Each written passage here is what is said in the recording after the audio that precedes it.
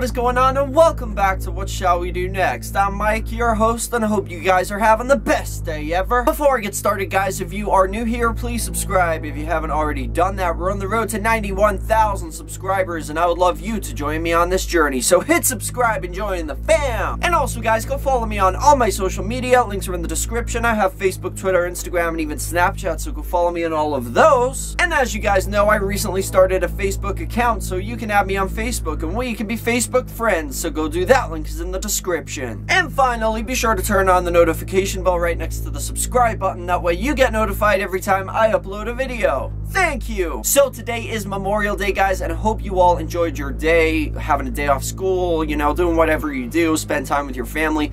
But that's not the real reason for Memorial Day, and a lot of people think it's also Veterans Day, but it's not. It's like a completely separate thing. Like, people are like, don't forget to thank a veteran today. That's Veterans Day. That's different. Memorial Day is remembering the people who died for this flag right here.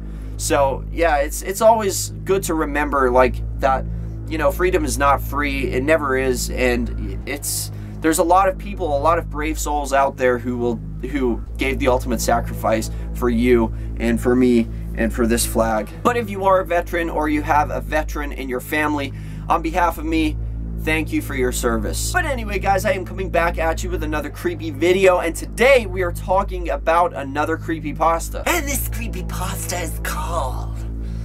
I don't know what's creepier, the creepypasta or the way I just did that. What the heck was that all about? I think I need some kind of holy water sprayed on me. Ugh. But this creepypasta is called Pokemon Black version. But enough of the jibber jabber, let's get right over to the story.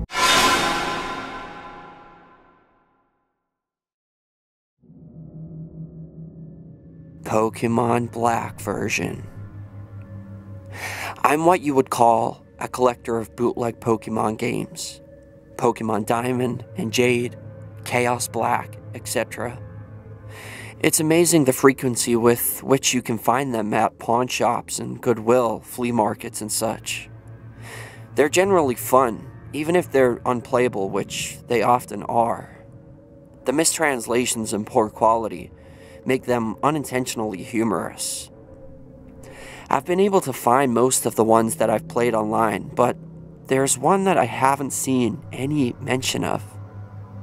I bought it at a flea market about 5 years ago. Here's a picture of the cartridge, in case anyone recognizes it.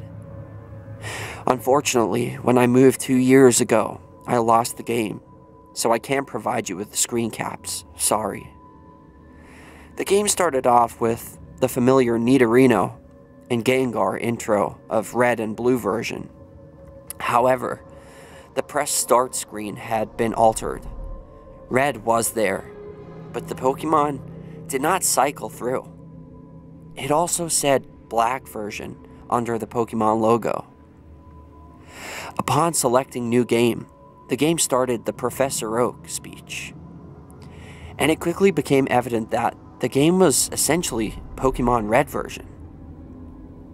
After selecting your starter, if you looked at your Pokemon, you had, in addition to Bulbasaur, Charmander, or Squirtle, another Pokemon, Ghost. The Pokemon level was 1. It had the sprite of the ghosts that are encountered in Lavender Town before obtaining the Silph Scope. It had 1 attack, which was Curse. I know that there is a real move named Curse, but the attack did not exist in Generation 1, so it appears it was hacked in. Defending Pokemon were unstable to attack Ghost.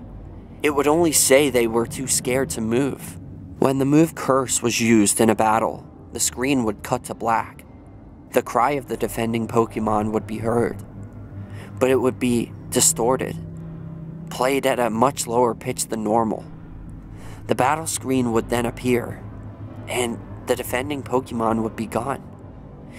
If used in a battle against a trainer, when the Pokeballs representing their Pokemon would appear in the corner, they would have 1 fewer Pokeball. The implication was that the Pokemon died. What's even stranger is that, after defeating a trainer and seeing Red received $200 for winning, the battle commands would reappear again. If you selected Run, the battle would end as it normally does. You could also select Curse. If you did, upon returning to the overworld, the trainer's sprite would be gone. After leaving and re-entering the area, the spot where the trainer had been would be replaced with a tombstone, like the ones at Lavender Town. The move Curse was not usable in all instances. It would fail against ghost Pokemon. It would also fail if it was used against trainers that you would have to face again, such as your rival or Giovanni. It was usable in your final battle against them, however. I figured that this was the gimmick of the game, allowing you to use the previously uncapturable ghosts, and because Curse made the game so easy, I essentially used it throughout the whole adventure. The game changed quite a bit after defeating the Elite Four. After viewing the Hall of Fame, which consisted of Ghost and a couple of Pokemon I used for HMs, the screen cut to black. A box appeared with the words, "Many years later." It then cut to Lavender Town. An old man was standing looking at tombstones. You then realized that this man was your character. The man moved at only half your normal walking speed. You no longer had any Pokemon with you, not even Ghost, who up to this point had been impossible to remove from your party through depositing in the PC. The overworld was entirely empty. There were no people at all. There were still tombstones of the trainers that you used Curse on, however.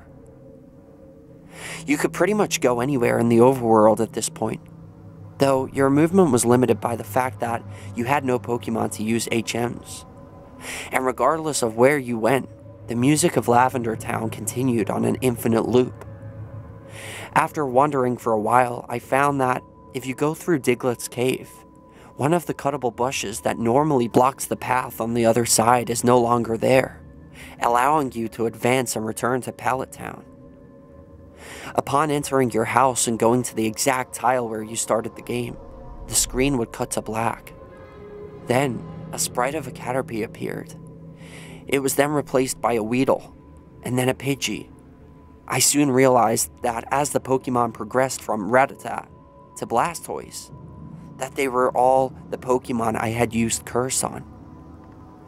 After the end of my rival's team, a youngster appeared, then a Bugcatcher. These were the trainers I had cursed. Throughout the sequence, the Lavender Town music was playing, but it was slowly decreasing in pitch. By the time your rival appeared on the screen, it was a little more than a demonic rumble. Another cut to black. A few moments later, the battle screen suddenly appeared. Your trainer sprite was now that of an old man, the same one that teaches you how to catch Pokemon in Viridian City. Ghost appeared on the other side, along with the word, "Ghost wants to fight." You couldn't use items, and you had no Pokemon. If you tried to run, you couldn't escape. The only option was to fight. Using fight would immediately cause you to struggle, which didn't affect Ghost, but did chip off a bit of your own HP. When it was Ghost's turn to attack, it would simply say ... Eventually, when your HP reached a critical point, Ghost would finally use Curse. The screen cut to black a final time. Regardless of the buttons you pressed, you were permanently stuck in this black screen. At this point, the only thing you could do was turn the Game Boy off. When you played it again, New Game was the only option. The game had erased the file. I played through this hacked game many times, and every time the game ended with this sequence. Several times I didn't use Ghost at all, though he was impossible to remove from the party. In these cases, it did not show any Pokemon or trainers, and simply cut to the climatic battle with the Ghost. I'm not sure what the motives were behind the creator of this hack. It wasn't widely distributed, so it was presumably not for monetary gain. It was very well done for a bootleg. It seems he was trying to convey a message, though it seems I am the sole receiver of this message.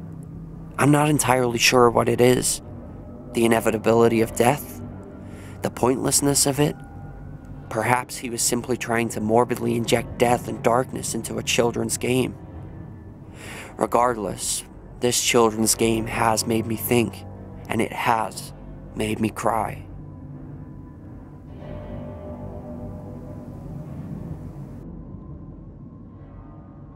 And that is the end of that. So I hope you guys enjoyed this Pokemon story. Pretty cool, pretty different. It's very weird, it's very unique, and I used to love the Pokemon games. I had them all with my Game Boy Color. I was like, cool. I was the cool kid in school. But my question to all of you for question of the day is, did you have a Game Boy? Did you play Pokemon? Let me know in the comment section. That is question of the day. But thank you guys so much for watching. I hope you enjoyed this video. If you did, please slap a like on it. Let's see if we can go for 80 billion likes on this video. I would really appreciate that. And if you guys didn't see my previous video, be sure to check it out here on the outro when it comes on, and if you just want to watch another random video, you can click this side and it will do that too. But remember, the most important thing of all, guys, chase your dreams. I love you all. Don't let anybody bring you down, and I'll see you back here tomorrow for another video. Peace out.